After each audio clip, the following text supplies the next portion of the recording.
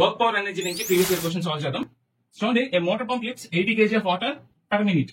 So mass of the water ఎంత lift చేస్తున్నారు? 80 kg okay per minute అంటున్నారు. Okay, 80 kg per minute. Okay, next from the well of depth. చూడండి, depth well of depth ఎంత అండి? 20 meters and delivers to height of 10 meters. అంటే 10 meters height కి ఈ pump water deliver చేస్తుంది. Total height ఎంత అవుతుంది? టోటల్ హైట్ అనేది తీసుకో. టోటల్ హైట్ ఎంత? 13 meters. Okay, so then it's power అంటే పవర్ క్యాలిక్యులేట్ చేయమన్నారు. సో ఈ వాటర్ లిఫ్ట్ చేయడానికి ఎంత పవర్ కావాలి? సో పవర్ అంటే nothing but work done per second అనమాట. సో ఇక్కడ వాటర్ లిఫ్ట్ చేయడానికి కావాల్సిన ఎనర్జీ అంటే ఇక్కడ మనకి potential energy. Okay, mgh by second అంటే ఇక్కడ టైం అని తీసుకుంటాను.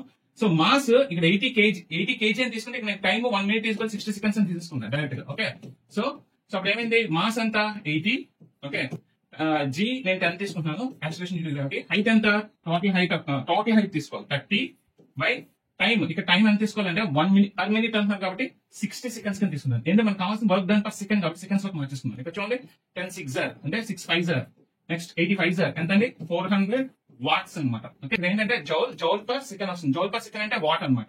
ఓకే, 400 watts కాబట్టి మనకి ఇక్కడ కిలో వాట్స్ లో ఇచ్చాడు కాబట్టి ఆన్సర్ బై 1000 వేసుకుంటే మనకి 0.4 kilowatts వస్తుంది. ఇది మన ఆన్సర్. ఓకే, 0.4 kilowatts దగ్గరలో ఉన్నది అంటే ఇక్కడ G 9.81 తీసుకుని ఉండొచ్చు.